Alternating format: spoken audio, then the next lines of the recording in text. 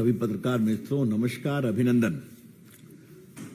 मित्रों, आज छत्तीसगढ़ के एक बहुत ही भयंकर शराब में लूट के विषय को आपके सामने रखने के लिए मैं उपस्थित हुआ हूं पार्टी के राष्ट्रीय मंच से, क्योंकि ये सारा मामला 2161 करोड़ के घोटाले का है, जो राज्य के कोष में जाना चाहिए था, जिसको लूट लिया गया। आई रिपीट, कल प्रोसिक्यूशन कंप्लेंट फाइल किया गया है 4 जुलाई 2023 को, जिसमें डॉक्यूमेंट के साथ 1300 पेजेस के साथ पूरे विषय को विस्तार से रखा गया है कि छत्तीसगढ़ में जो एक्साइज में लिकर सेल होती है, बिक्री होती है शराब की, जिस पर प्रदेश को ड्यूटी मिलती है, उसको एक सिंडिकेट बना के किस तरह से 2161 करोड़ की लूट हुई है, जो सरकार को आनी चाहिए थी। और कैसे ये सिंडिकेट चलता है। वहां 800 शराब की दुकानें हैं, सारा कुछ राज्य के द्वारा कंट्रोल होता है, प्राइवेट को जगह नहीं होती है। उसमें कितनी षड्यंत्र करके इस लूट को अंजाम दिया गया, जिसका एक बड़ा हिस्सा इस लूट का वहां के राजनीतिक लोगों के पास जाता था, जो सत्तासीन है। तो पहले तो यह विषय रेड वगैरह हुआ था, लेकिन आज जब इन्वेस्टिगेशन करके कल एक व्यापक कंप्लेंट कोर्ट के सामने फाइल कर दिया गया, तो यह विषय इतना गंभीर है कि इसको बताना जरूरी था। शराब के माध्यम से इलीगल कमाई आजकल विपक्षी सरकारों का एक बहुत ही महत्वपूर्ण औजार बन गया है। Illegal recovery of money through illegal sale of liquor has become a hallmark of opposition's लूट अभियान। एक उप मुख्यमंत्री दिल्ली में जेल में है, आपको पता है। उनका बेल बार बार रिजेक्ट होता है। नैतिकता की दुहाई देने वाली सरकार के उप मुख्यमंत्री जेल में हैं, और जहां तक मेरी जानकारी है, उनका 4 बार बेल रिजेक्ट हो चुका है, और जो बाकी सहयोगी थे उनका भी हो गया है। आज छत्तीसगढ़ जो कांग्रेस की सरकार है, उसके बारे में हम आपको विस्तार से बताना चाहते हैं। आपको जानकारी हम दे दें कि वहां पर शराब बेचने वालों के 800 आउटलेट हैं, और ये सब सरकार के द्वारा ही चलते हैं। वहां कोई प्राइवेट प्लेयर अलाउड नहीं है, और डिस्टिलरी होती है, उसको देते हैं जहां से शराब वहां आती है। और चूंकि सरकार के द्वारा ही बिकता है, तो पूरा उसका अकाउंट होता है, और जो भी ड्यूटी लगती है, एक्साइज ड्यूटी, वो सरकार के कोष में जाती है। अब इन 800 आउटलेट से किस तरह से गलत तरीके से पैसा कमाना है, और सरकार को चूना लगाना है, और नेताओं की जेब गरम करनी है, यह है पूरी कहानी।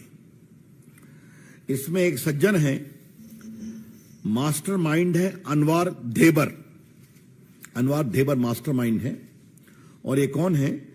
ये कांग्रेस नेता और रायपुर के मेयर एजाज ढेबर के भाई है। एजाज ढेबर कौन है? मुख्यमंत्री बघेल के बहुत ही करीबी है।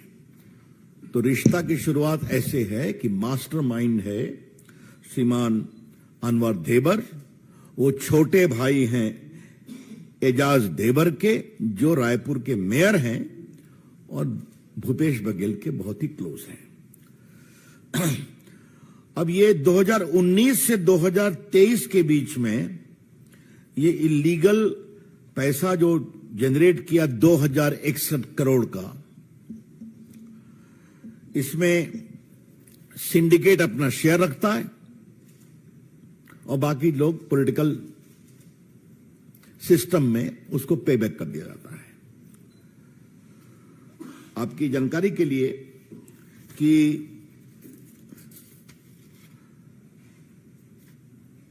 एक वहां पर कॉरपोरेशन है जिसका नाम है Chhattisgarh state marketing corporation limited. पूरे शराब का मैनेजमेंट, उसकी मॉनिटरिंग, उसकी बिक्री की मॉनिटरिंग वही करते थे। और इसका सिस्टम बड़ा ही क्लियर था कि वहां एक पदाधिकारी थे, बाकी कुछ आईएएस ऑफिसर्स थे और बाकी अनवर ढेबर थे और उनका ग्रुप था। इन्होंने कैसे काम किया? 800 जो आउटलेट थे वो सब जगह अपने लोगों को पोस्ट कर दिया, आउटसोर्स कर करके। रिकवरी करना, अकाउंट रखना, बाकी सब। और चूंकि इस कॉर्पोरेशन के माध्यम से होता था तो वो काम चलता था।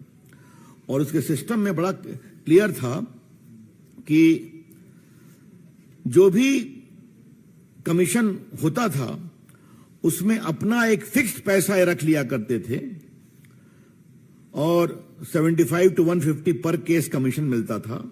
और इस कमीशन को लेने के बाद वो अपना हिस्सा रख लिया करते थे और बाकी सिस्टम में डाल दिया करते थे। और दूसरी और सबसे महत्वपूर्ण बात हुई, ये आपको जानना जरूरी है, कि डुप्लीकेट होलोग्राम बनाया गया। तो मतलब जाली होलोग्राम से अवैध शराब और देशी शराब भी बेची गई जो अलाउड नहीं था। आपको मालूम है होलोग्राम जो होता है किसी बोतल पे लगता है तो सरकार उसको ऑथराइज करती है। आपको मालूम ही है hologram cannot be made by unauthorised person. इसलिए तो कि होलोग्राम उस बोतल की प्रामाणिकता और विश्वसनीयता को कंफर्म करता है। तो उन्हें डुप्लीकेट होलोग्राम बनाया, डुप्लीकेट बोतल बनवाई और इस तरह से काम चलता रहा। और हम आपको बताना चाहते हैं कि ये जो रेवेन्यू लॉस हुआ है ये कैसे हुआ, कि जैसा एजेंसी ने बताया है कि अनवर साहब जो थे अपने लिए और अपने सहयोगियों के लिए जो कमीशन आती थी उसका 15% रख लेते थे और बाकी 15% के बाद जो इलीगल बचा, जो स्टेट को नहीं गया, वो ऊपर में पॉलिटिशियन और सत्ताधारी सिस्टम में चला जाया करता था। इसलिए 2161 करोड़ का रेवेन्यू लॉस हुआ, गैर कानूनी तरीके से हुआ और भयंकर राज्य के कोष की लूट हुई ऐसे लोगों के द्वारा जिनको मुख्यमंत्री का आशीर्वाद है। और बहुत स्वाभाविक है, इतनी बड़ी लूट बिना सरकार के प्रत्यक्ष आशीर्वाद के हो नहीं सकती है।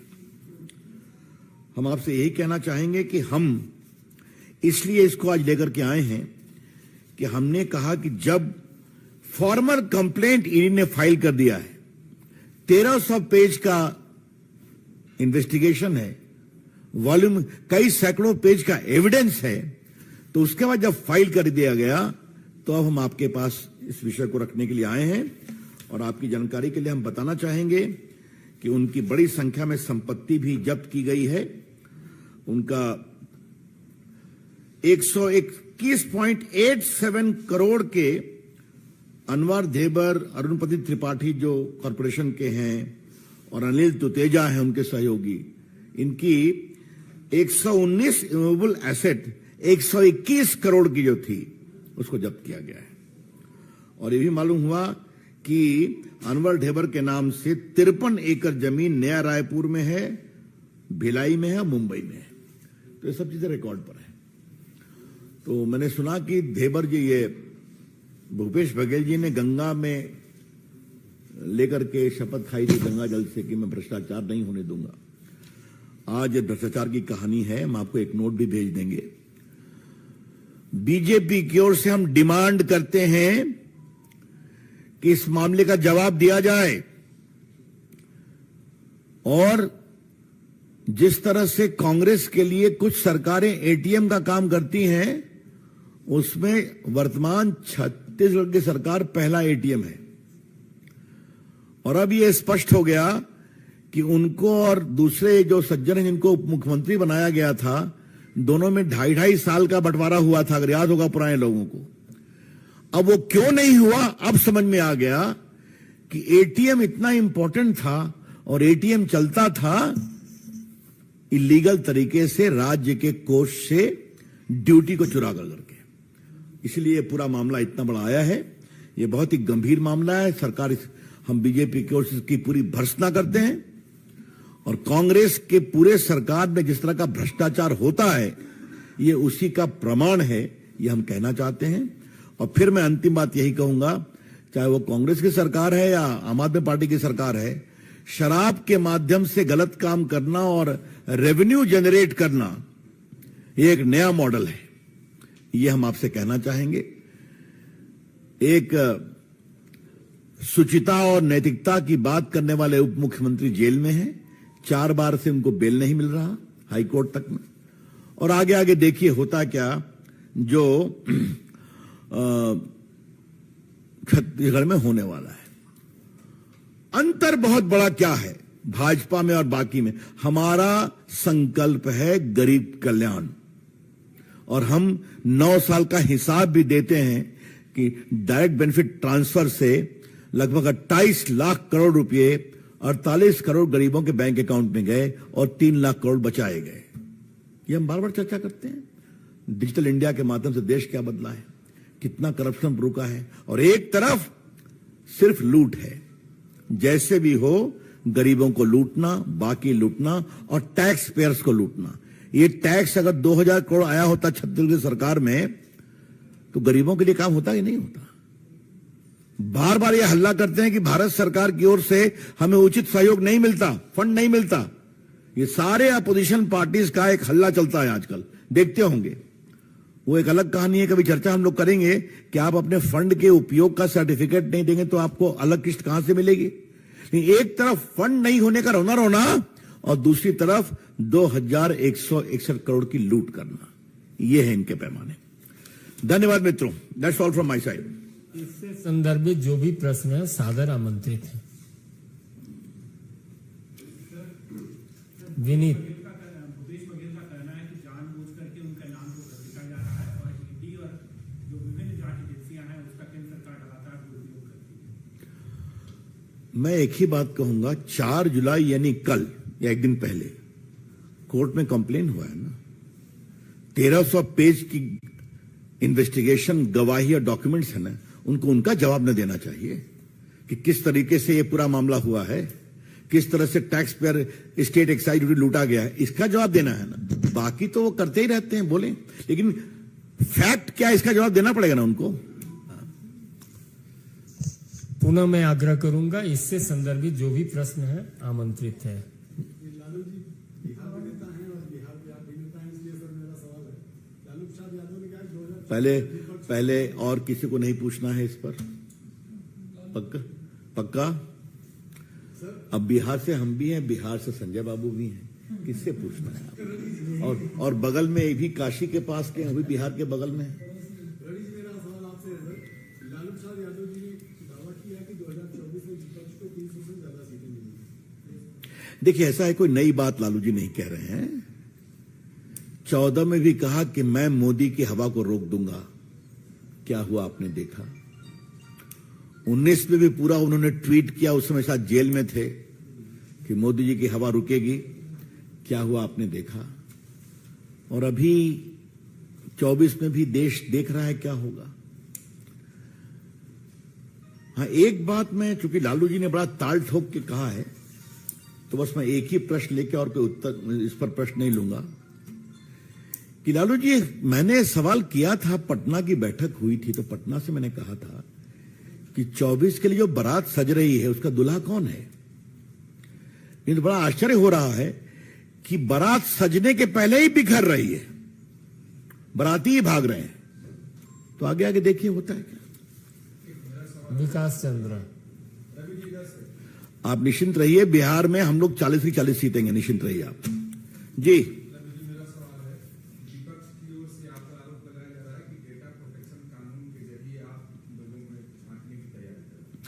उस पर काफी विस्तार से बात करेंगे, छोड़ दीजिए आप। यतीन्द्र टीवी यतीन, लालू प्रसाद यादव ने ये भी कहा है कि वो अभी तो चेकअप करने के लिए दिल्ली जा रहे हैं, लेकिन वापस लौट के बेंगलुरु में वो प्रधानमंत्री नरेंद्र मोदी की विदाई की कहानी लिखेंगे। लालू जी अच्छा चेकअप कराएं, स्वस्थ हो जाएं, उनका ऑपरेशन हुआ है, मेरी शुभकामना है। और विदाई की बात भूल जाएं, अभी उनको बहुत चिंता करनी है। चारा घोटाले की अपील की सुनवाई होनी है, रेलवे घोटाले में नई चार्जशीट आ गई है, कितना गरीबों की जमीन जबरन ली गई नौकरी के बदले। लालू प्रसाद जी, आपने तो रेल मंत्री के रूप में अपने समाज के लोगों को भी नहीं छोड़ा, उनसे भी जमीन लिया जबरन नौकरी के प्रति, और कुछ अपने पॉलिटिकल सहयोगियों से भी जमीन लिया, मकान लिया मंत्री बनवाने के लिए। तो उसका जवाब देना पड़ेगा ना, उसकी चिंता करिए। सुजीत ठाकुर। नीतीश कुमार जी से आप लोगों ने बहुत प्रेम किया, उनको सभा पर उनको सीएम बनाया रखा। दोबारा सुनने में आया है कि नीतीश कुमार जी के साथ विस्तार में रहे। क्या भाजपा दोबारा सोच रही है, भाजपा को नीतीश जी को इतना मोहब्बत नहीं दिया? मेरे ख्याल में हमारे राष्ट्रीय नेता आदरणीय गृह मंत्री जी ने बिहार की अपनी 3-4 यात्राओं में साफ घोषणा कर दी है कि नीतीश कुमार के दरवाजे बंद हैं। तो मुझे इसके आगे कुछ नहीं याद करना है। अब जहां तक आपने बात कही, तो नीतीश जी हमारा कुल खानदान और गोत्र जानते हैं, और हम भी उनका कुल खानदान और गोत्र जानते हैं। तो अपनी सुविधा के अनुसार, जैसे वो पलटी तो लालू जी का शब्द है, मैंने उनके लिए घुलाटी मारते हैं, ये भी देश देखता है। तो 24 में उसका जवाब मिलेगा। Sir, on one side, the Indian government and Indian Foreign Minister S. Jaishankar has categorically and in a very strong words has stated that India has come up very strongly with those countries who have been propagating the Khalistani agenda. Canadian Prime Minister Justin Trudeau also now has stated that India is wrong. They are taking action against the violence which is happening over there. The U.S. Minister also had stated that U.S. cannot intervene in this, and certainly they will also take up. How do you see these comments made by the party? Well, as far as whenever we speak from the party forum, in terms of foreign policy, we always only support and reinforce the comment of the External Affairs Minister and the official spokesperson. They have already spoken in a very hard tone. We are deeply concerned that people associated with Khalistani, what I should say, commitment, should not break peace, create mayhem, and the governments are under a responsibility to rein them in. Kamlesh ji.